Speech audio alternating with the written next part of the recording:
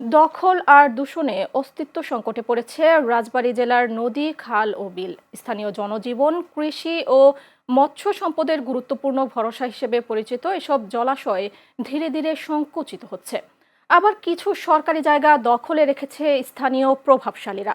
নদী, খাল, বিল পুনরুদ্ধারে কর্তৃপক্ষের হস্তক্ষেপ দাবি স্থানীয়দের। গোয়ালন্দ প্রতিনিধি জাহিদুল ইসলামের পাঠানো তথ্যচিত্রে বিস্তারিত দেখুন ডেস্ক রিপোর্টে।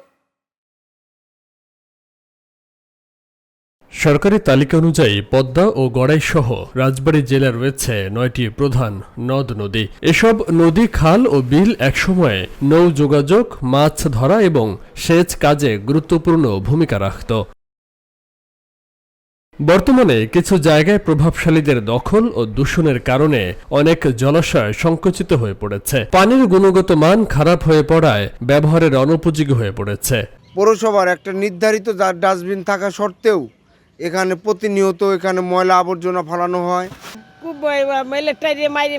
গারারবিন ফেলাইছে, বাড়ছে। আমরা এক জায়গায় ছোট কালটা হাতুর পারছি, ধার চলছি, চলে গেছি। এটা আমরাই তো দেখছি ছোটকাল।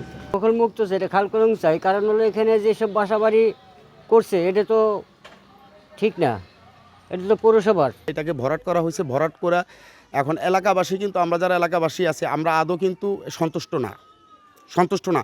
আমরা পুনরায়, এটা সরকারি জমি বেদখল হয়ে গেছে, আমরা পুনরায় এর সমাধান চাই।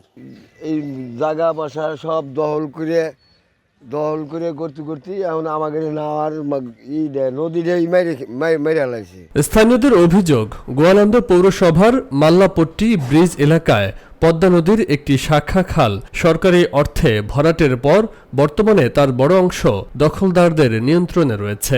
রাজবাড়ী ১ আসনের সংসদ সদস্য ও সংস্কৃতি প্রতিমন্ত্রী নেওয়াজ মাহমুদ খৈয়াম জানান, দখল হয়ে যাওয়া খাল বিল পর্যায়ক্রমে উদ্ধার করে পুনর্খনন করার উদ্যোগ নেওয়া হবে।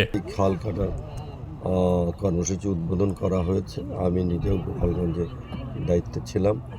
সমস্ত জায়গায় খাল কাটার কাজ করা হচ্ছে। আমাদের এই এলাকায় যে সমস্ত খালগুলো বেদখল আছে এবং যে সমস্ত খালগুলো এখনও নানা রকমভাবে প্রতিবন্ধকতা তৈরি হচ্ছে, সেই খালগুলোকেও আমরা কেটে পর্যায়ক্রমে আমরা কার্যকর করব। পরিবেশ সংরক্ষণ, জীববৈচিত্র্য রক্ষা এবং কৃষি ও গ্রামীণ অর্থনীতিতে গতি ফেরাতে নদী, খাল ও জলাশয় পুনর্খনন এবং দখলমুক্ত করা অত্যন্ত জরুরি বলে মনে করেন স্থানীয়রা। Faisal Mahmud, channel S news desk.